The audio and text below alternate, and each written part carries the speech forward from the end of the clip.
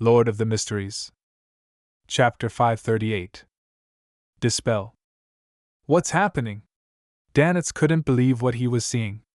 This didn't shock him, but it left him inexplicably terrified. It was like jumping into a bucket filled with ice when drunk, feeling a bone-piercing chill permeate his body from the soles of his feet to his head. What exactly happened? Why did things become so strange?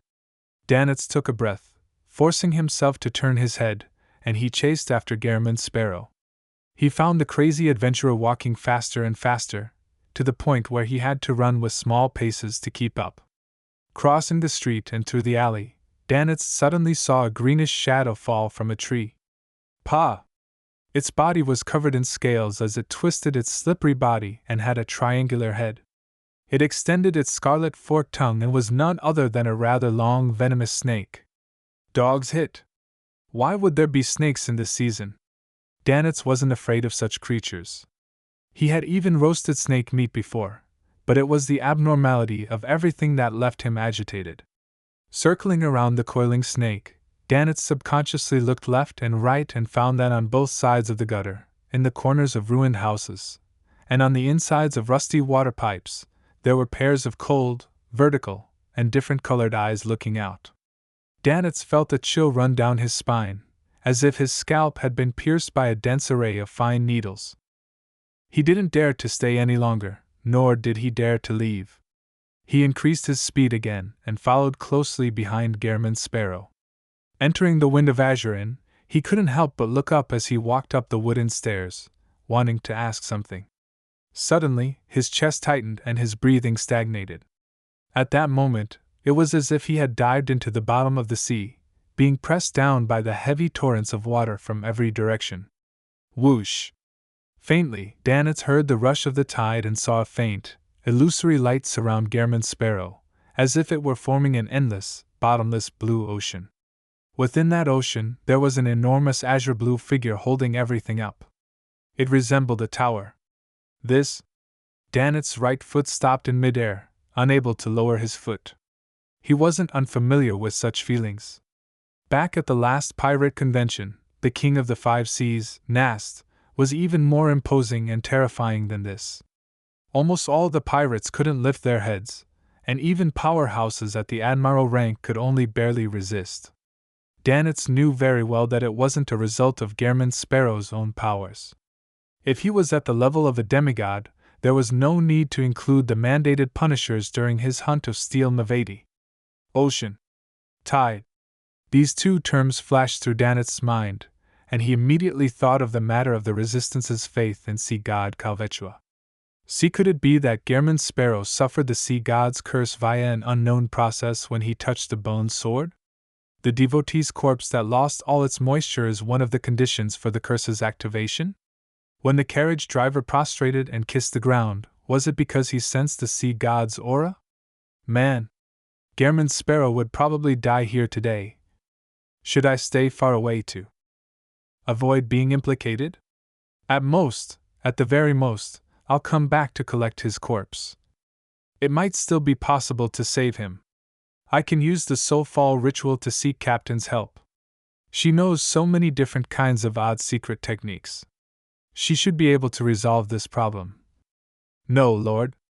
The soulfall ritual has a requirement of being within 500 nautical miles. They're still en route, and it will take at least half a day to enter that range.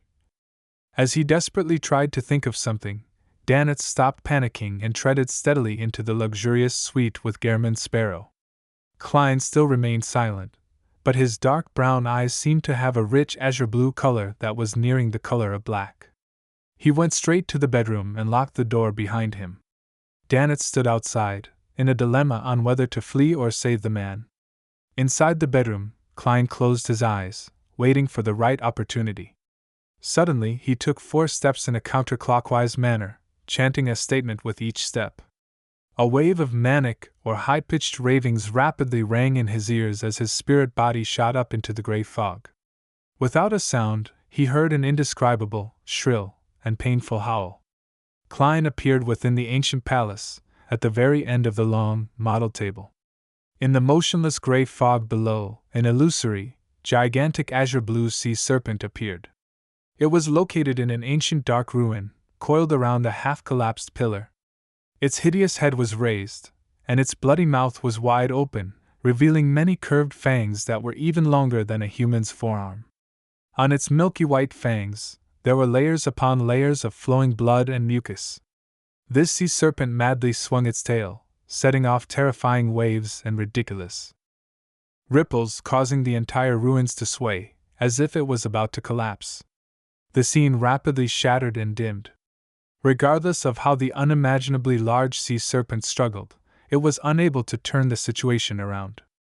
All it could do was let out a long, painful scream in agony as it was reduced to points of light before disappearing into the gray fog. Klein sat in the high-backed chair belonging to the fool as he quietly watched everything. He didn't make any superfluous actions for a long time. The gray fog silently spread out, and the scene seemed to return to its eternally unchanging state. After nearly a minute, Klein leaned back in his chair, sighed, and said the serpent's name. Sea god Calvetua. After coming into contact with the bone sword, he had already felt the abnormality. And during his conversation with Baldy Kalat, he had keenly discovered that a tiny, weak but extremely cold and sinister energy had invaded his body at some point in time and was slowly corrupting his soul. Klein made a prompt decision and turned around to leave. He then sensed that there was a connection between the sinister power and his surroundings. It gradually strengthened and slowly connected to an unknown place. So, as he diverted attention to resist the corruption, he also controlled himself so as to not interact with his surroundings. Klein believed that as long as he responded to the abnormality on his journey back, it would only serve to intensify the corruption, to the point of making irreversible. At first, he wanted to find a nearby washroom and use the gray fog shielding and isolation to remove the cold and sinister power, but after repeated considerations, he decided to leave the area. This was because there were many followers of the sea god around, and it was extremely likely for an accident to happen. During this process, Klein grasped another point, which was that if he dispelled it ahead of time, the power projected by sea god Calvetua would leave remnants in his flesh and blood. The consequences and effects would be unknown. He had no choice but to patiently wait for the opportunity to purify himself by waiting for the cold and sinister energy to thoroughly permeate his spirit. Reflecting on everything that had happened, Klein lightly rapped the edge of the table and muttered to himself, "It's not that strong." The sea god's level was much lower than he had imagined. His original plan was to use the method that had finished off Amon's avatar to deal with the sea god Calvetua's projection, which was trying to take over his body. However, even before he had even fused with the Black Emperor card or through his paper angel, Calvetua ended up being dispelled by the gray fog directly, without leaving a single trace.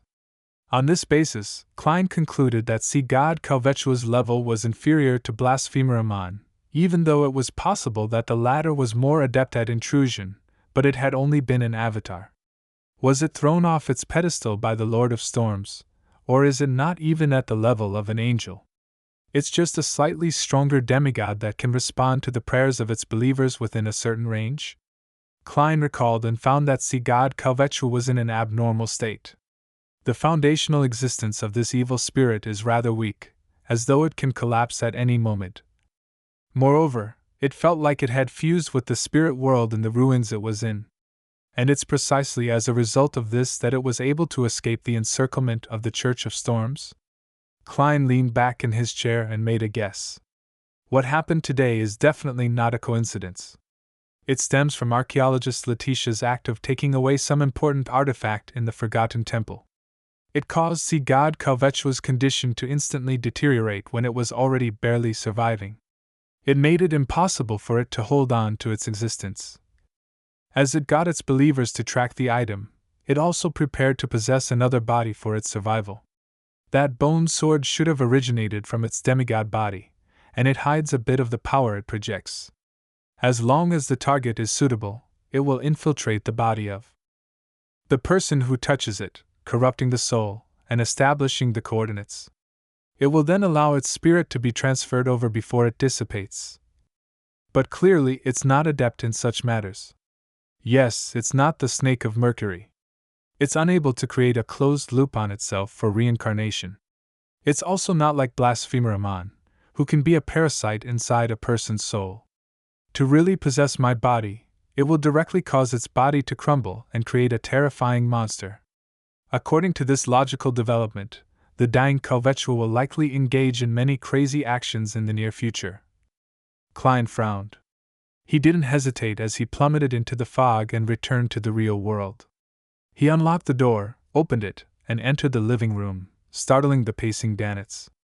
Danitz looked him up and down a few times and asked cautiously and warily, "Are you all right?" Klein maintained Gehrman Sparrow's persona and calmly replied, "It's settled." Settled? Danitz looked around before glancing at the bedroom, wondering if he had been hallucinating, that there wasn't any sea god curse. What did he do in the bedroom? He was lifted from the curse of the sea god in just a minute or two. Man, this guy has a huge secret. Danitz took 2 steps back and made way. Beside a table covered with a significant number of miscellaneous items, the wheelchair-bound Baldy, Kalat, wore a look of regret as he said to the tattooed man, "What a pity! Just a little more." "He didn't pick it up, just touched it." Edmonton sighed as well. Kalat looked at the slightly bent-boned sword and fervently said to himself, "When an outsider picks up that holy sword, God will walk the land again." Edmonton fell to his knees as well, as though confessing to a deity. As time passed, both Kalat and Edmonton suddenly heard 2 miserable shrieks. They looked up and saw that 2 of their companions had collapsed. Their skin was like a weathered rock, having lost all the moisture in their bodies. Kalat and Edmonton glanced at each other and felt a peculiar atmosphere. Both of them stood up at the same time and looked at the table. That milky white holy sword cracked loudly, splintering into countless small pieces.